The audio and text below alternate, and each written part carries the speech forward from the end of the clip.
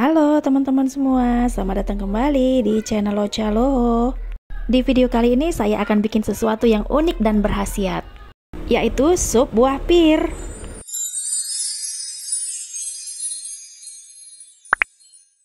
Cuaca ekstrim mengharuskan kita memperkuat imun tubuh.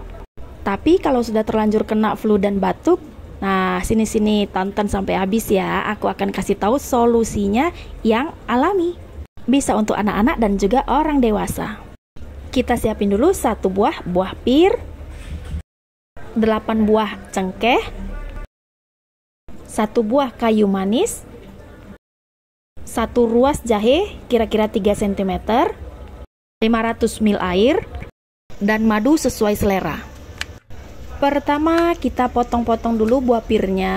1 buah itu kita bagi menjadi 8 bagian. Kemudian kupas dan buang bijinya. Setelah itu geprek jahe ya.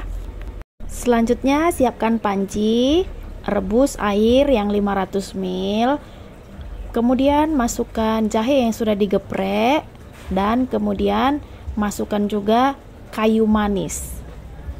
Lalu tutup pancinya. Selanjutnya kita beralih dulu ke buah pirnya ya. Di sini buah pirnya saya tancapkan 1 buah cengkeh. Nah, kalau teman-teman mau lebih pedas, rasanya lebih hangat, boleh ditancapkan 2 atau 3 dalam 1 potongan pirnya ya. Setelah airnya mendidih, kita masukkan buah pir yang sudah kita tancapkan dengan cengkeh tadi ya. Rebus dengan api sedang kira-kira 10 menitan sampai buah pirnya empuk dan keluar semua sari-sarinya. Sambil menunggu buah pirnya empuk, mohon dukungan teman-teman ya dengan cara klik subscribe dan jangan lupa nyalakan lonceng untuk dapat notifikasi resep selanjutnya. Setelah 10 menit, matikan apinya dan kemudian tutup lagi pancinya. Biarkan hangat sampai 10 menitan.